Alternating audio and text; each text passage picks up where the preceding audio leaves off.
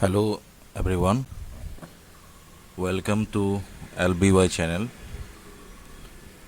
आज हम लोग बात करेंगे पोर्टुगीज़ ऑफ इंडिया में। जब पोर्टुगीज़ आए थे तब ट्रेडिंग से वो लोग ट्रेड करने के लिए, कुछ खरीदने के लिए, कुछ बेचने के लिए इस तरह से आए थे।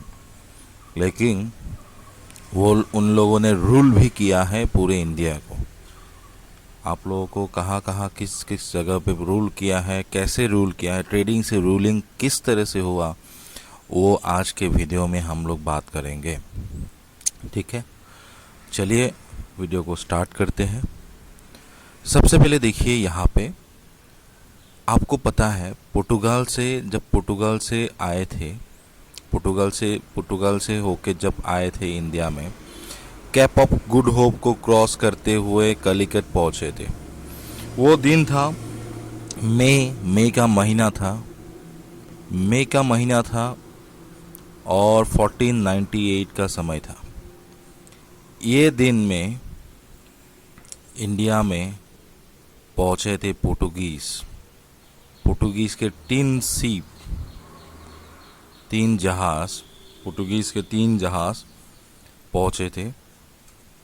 ठीक है, उनका जो लीडर था वो आपको सबको पता है, बहुत ही वेल नोन, वास्को डा गामा।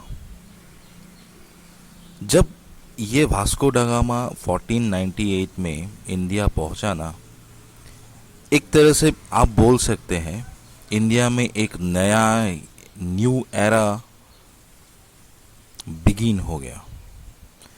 मतलब बोल सकते हो हिस्ट्री ही चेंज हो गया।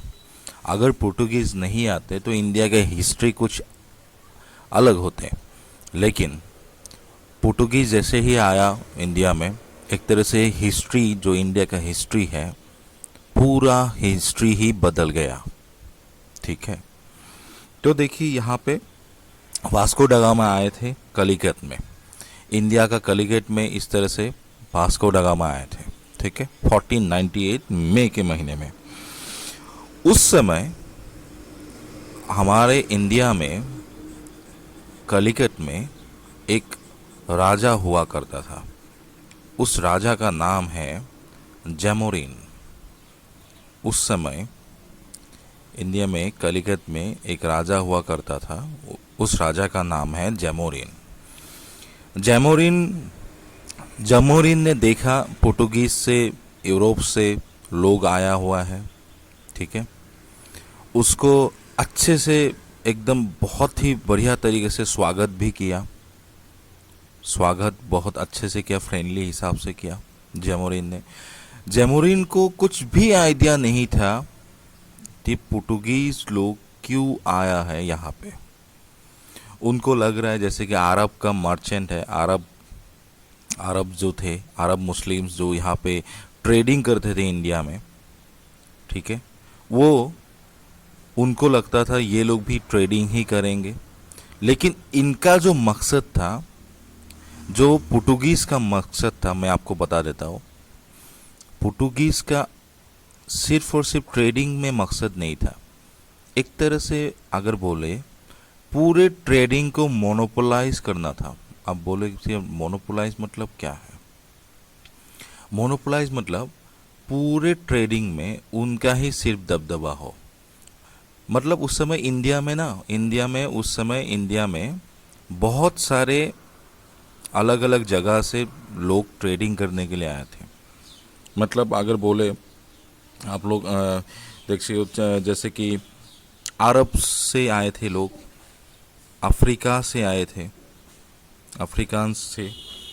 फिर अगर मैं ईस्ट कोस्ट का बात करूं, मतलब ईस्ट साइड का कोस्ट, ईस्ट भारत के ईस्ट कोस्ट का बात करूं, उस समय चाइनीज़ लोग भी आए थे, जापानीज़ लोग भी आए थे ट्रेडिंग करने के लिए। लेकिन उनका जो मकसद था वो था ट्रेडिंग करना। और वो लोग अपना एक रूल बना के आए थे, कुछ एक उनका अपना ही रूल्स था, टैक्टिक रूल्स था, उसके अकॉर्डिंग वो लोग ट्रेडिंग करते थे। लेकिन ये भाई पुर्तगीज जो ना बहुत ही हरामी थे। उनको ना ट्रेडिंग करना है लेकिन मोनोपोलाइज करके करना है। मतलब यहाँ पे किसी को भी, चाहे उसके लिए उन लोगों को मारना क्यों ना पड़े, दूसरे जो अरब्स थे, अफ्रीकन से, चाइनीज, जिसको मारना क्यों ना पड़े उनको मार देते थे वो लोग। बहुत ही आरामी थे वो लोग। अपना जो ट्रेडिंग थे ना, उनको मोनोपोलाइज करके ट्रेडिंग करना चाहते थे, मतलब अकेला, चाहे उसके लिए किसी को कुछ भी हद तक जाना पड़े, जाते थे वो लोग। ठीक है, बहुत ही आरामी थे। तो वास्को दा गामा आए थे, जैमोरिन ने बहुत अच्छे से स्वागत किया। जैमोरिन कैसा था पता है? जैमोरिन ऐसा एक राजा था, उनको मतलब है सिर्फ ठीक है ट्रेडिंग कर लो, मुझे कुछ अच्छा सा गिफ्ट विफ्ट लेके आओ, मेरे लिए कुछ अच्छा सा लेके आओ, मुझे कुछ पैसा वैसा दे दो, इस तरह से कुछ एक ऐसा था राजा। उनको सिर्फ पैसे वैसे से मतलब था और कुछ नहीं। उनको कुछ आइडिया भी नहीं था वो एक्चुअली आया क्यों था। पोर्टुगीज़ का सबसे बड़ा, मैं अगर बोलूँ सबसे बड़ा एनिमी कौन था? अरब्स थे। सबसे बड़ा एनिमी कौन था? अरब के मुस्लिम्स थे।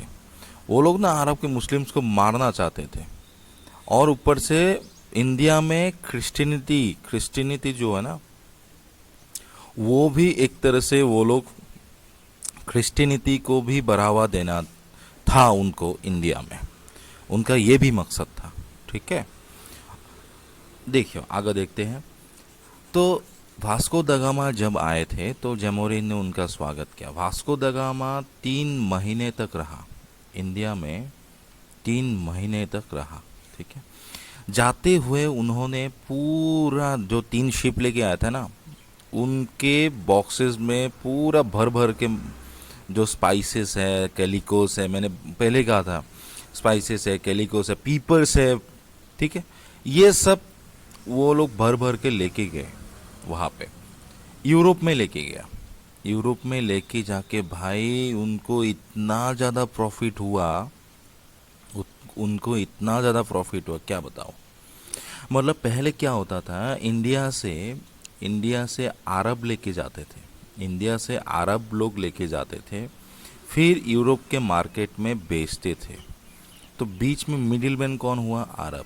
सबसे ज़्यादा उनको प्रॉफिट था, 10 टाइम्स लेते थे भाई, प्रॉफिट 10 टाइम्स। इंडिया में अगर 100 रुपया से खरीद के लेके आया, वो लोग 1000 में बेचते थे यूरोप में। देखो 10 टाइम्स का प्रॉफिट था। तो वास्को दा गामा को काफ़ी फ़ायदा हुआ।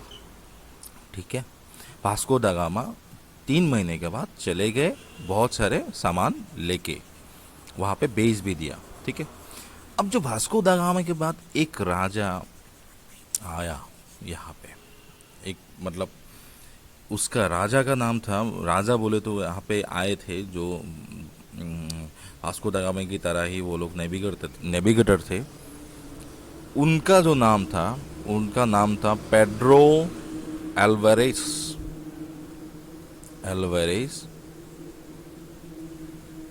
कैब्रेल। Pedro Alvares Cabral. ठीक है, वो इंडिया में आए थे वास्को दा गामा के बाद। ठीक है, तो वो लोग स्पाइसेस के लिए ट्रेडिंग करने के लिए आए थे। और ऊपर से उनको ना कैब्रेल को एक फैक्ट्री लगाना था, अपना एक फैक्ट्री लगाना था कलिकत में। ठीक है, वो कैब्रेल आए थे 1500 में, सितंबर के महीना में, सितंबर का महीना था, 1500 में आए थे। ठीक है, उनको एक फैक्ट्री लगाना था कैलिकट में। ठीक है, तो पोर्टुगीज़ का फैक्ट्री उन्होंने जिस तरह से जैमोरिन से मना के अच्छे से मना के पूरा बढ़िया से फैक्ट्री तो बैठा लिया, कैलिकट में फैक्ट्री अपना बैठा लिया। अब देखो वहाँ पे अरब्स भी थे ना, अरब के मुस्लिम्स भी थे। ठीक है, उन्होंने देखा अरे भाई ये लोग कहाँ से आ गए। अब जब यहाँ पे फैक्ट्री लगा लिया तो इनको तो बहुत ज़्यादा गुस्सा आया होगा, है ना। तो इन्होंने अटैक कर दिया पूरे फैक्ट्री को, इन्होंने अटैक कर दिया। रिजल्ट में क्या हुआ? बहुत सारे भाई पोर्टुगीज लोग मारे गए, बहुत सारे पोर्टुगीज मारे गए, डिक्लाइन हो गए। अब रिटेलिएशन में देखो, रिटेलिएशन में ये तो ऐसे तो छोड़ेगा नहीं ये कैब्रेल। रिटेलिएशन में इन्होंने क्या किया, अरब के मर्चेंट के अरब के मर्चेंट के बहुत सारे शिप्स को हार्बर में ही पकड़ लिया, ठीक है, और उसके कार्गो को जला दिया, उसको उसके शिप्स को जला दिया। अरब के मर्चेंट को किसने जला दिया? कैब्रल में जला दिया अरब के शिप्स को, ठीक है, जला दिया, पूरा जला दिया एकदम।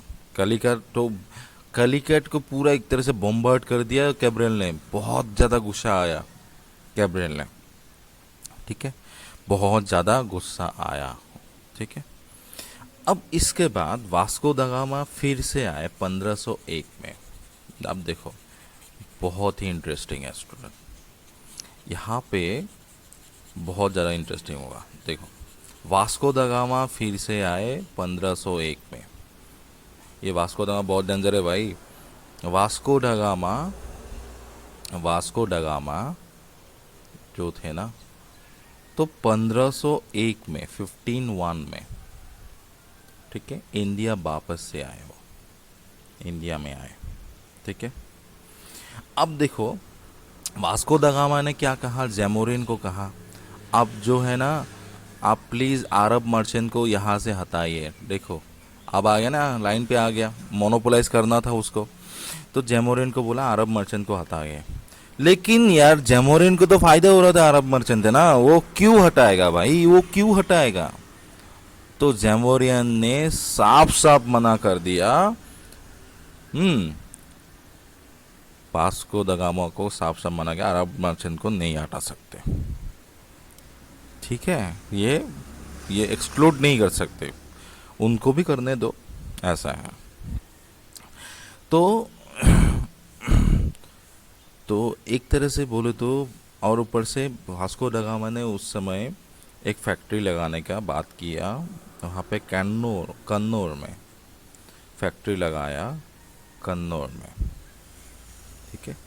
तो एक तरह से बोले उस समय कलिकत था, पहला तो था कलिकत, फिर था कन्नौर, और एक था कोचीन।